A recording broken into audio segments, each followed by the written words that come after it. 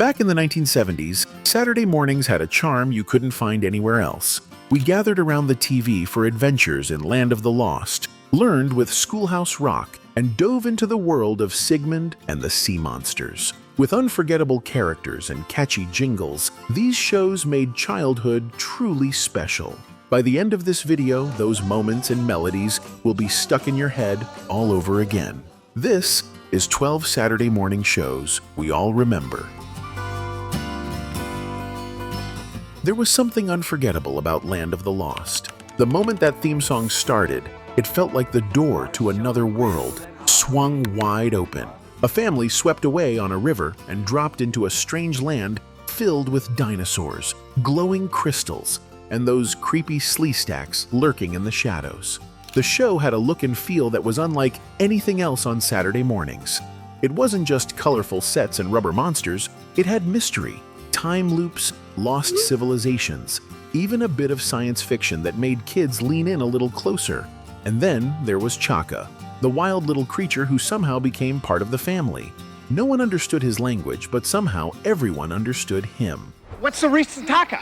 Pisa, Pisasa, Tusa, Tusasa. Land of the Lost had a way of sticking with you.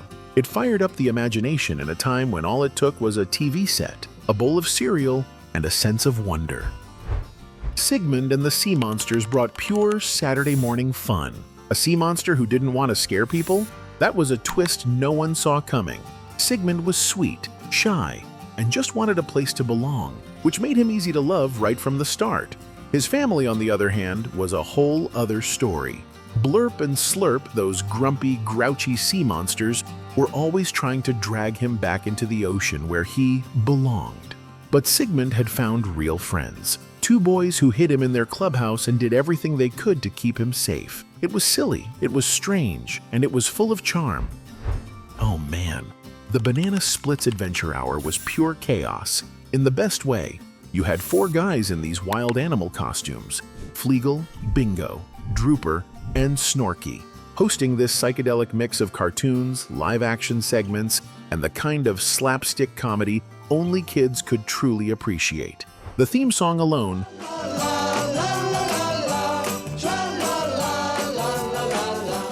is still stuck in my head all these years later. They drove around in that zany little buggy, pulled goofy pranks, and popped in and out of sketches like some Saturday morning fever dream. It didn't always make sense, but that was part of the fun. For us kids, it was like jumping into a cartoon ourselves, and we loved every minute of it. With its catchy tunes, SchoolHouse Rock made learning enjoyable and unforgettable.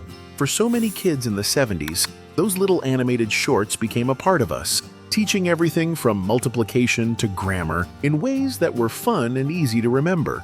Who could forget Conjunction Junction or I'm Just a Bill? Junction, how's that function? I got three favorite cars that get most of... Those songs stuck with us. The beauty of SchoolHouse Rock was how it made learning feel effortless. The songs were so simple, but they worked. You didn't just watch it, you sang along. And before you knew it, you had learned something without even trying. It wasn't just about memorization, it was about understanding. SchoolHouse Rock made school a whole lot more fun. HR, Pufnstuf, push your bed when things get rough. If you turned on the TV in the early 70s and saw a dragon talking to a boy on a living island, yep, you were watching HR Pufnstuf. It followed Jimmy, a kid who ends up in a strange land after his magic flute lures him into a boat that takes him far from home. He's rescued by Pufnstuf, the friendly dragon mayor of Living Island, where absolutely everything was alive: trees, houses, clocks, you name it. But they constantly had to fend off Witchy Poo, who was always scheming to steal Jimmy's flute. The show was bizarre, no doubt about it, but it was packed with charm, music, and just the right amount of chaos to keep us watching. It didn't need to make perfect sense, it just needed to be fun, and HR Pufnstuf nailed it. Shazam brought superhero thrills to Saturday mornings, and it was nothing like we'd seen before. Billy Batson, a regular teenager, had the power to transform into Captain Marvel with just one word. Shazam! But he wasn't alone in this adventure. Mentor, his wise companion, guided him every step of the way. teaching Billy how to use his powers for good. Each week, Billy and Captain Marvel faced off against a new villain. But the real story was about more than just saving the day. It was about using strength wisely, helping those in need, and doing what's right. For kids in the 70s, Shazam wasn't just about superhero battles. It was a reminder of the power of doing the right thing. Captain Kangaroo was the heart of morning television for kids. With his gentle, calm voice and big, welcoming smile, Captain Kangaroo made us feel right at home. Each day, he greeted us with his friends, Mr. Green Jeans, Bunny Rabbit, and the mischievous Mr. Moose, taking us on simple yet heartwarming adventures. And who could forget the iconic ping pong balls that would fall from the ceiling? What made the show special was how it felt personal. Captain Kangaroo had that rare ability to make us feel like we were part of the show, part of the fun, as if we were right there with him, sharing those moments together. Electra woman and Dyna girl, fighting all evil deeds. Electra Woman and Dyna Girl brought a fresh twist to the superhero genre. With their bright, eye-catching costumes and high-tech gadgets, Lori as Electra Woman and her sidekick Dyna Girl were ready to take on any villain that came their way. But what set them apart wasn't just their flashy outfits. It was how they showed that girls could be tough, smart, and fearless heroes too. The show was full of action, but it didn't take itself too seriously. And while they may not have had the same big-budget special effects as other superhero shows, they more than made up for it with charm, style, and an unshakable sense of girl power. Lidsville was one of those shows that left a lasting impression because of how unusual it was. A young boy gets pulled into a magician's hat and finds himself in a strange world where everyone is a hat.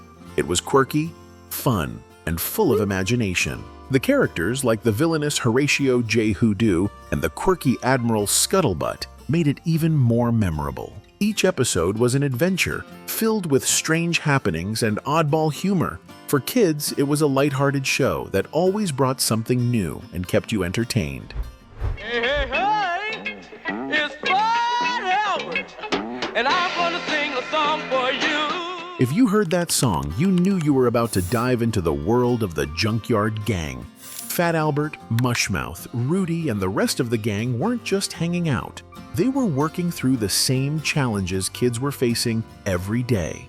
From peer pressure to bullying, each episode touched on real-life issues, but always with humor and heart. What made Fat Albert and the Cosby Kids stand out was how it balanced fun with real talk. And even when things got tough for the gang, they stuck together, making us laugh, but also teaching us something along the way. The Bugaloos was a show that offered something different for kids' TV.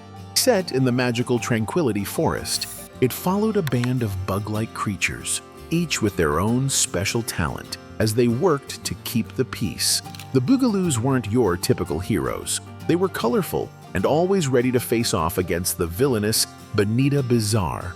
The Bugaloos were a musical group, and each episode was filled with catchy songs that fit perfectly with their colorful, psychedelic world. For many kids, the Bugaloos was a fun escape, offering a world full of catchy tunes and lighthearted adventures as the gang dealt with Bonita's silly schemes. Before superheroes were everywhere, we had ISIS. Andrea Thomas was just a regular high school teacher until she found an ancient Egyptian amulet that gave her powers beyond anything we'd seen. Almighty Isis. And she could fly, control the elements, even stop time. But more than the powers, what stuck with us was how she used them, always to help, always to teach a lesson. And back then, it was kind of amazing to see a strong, smart woman saving the day week after week. And deep down, a lot of us probably wished we had our own magic amulet too. If there's a show you think belonged on this list, I'd love to hear it in the comments. And if you enjoyed this stroll down memory lane, be sure to stick around. There's more to come.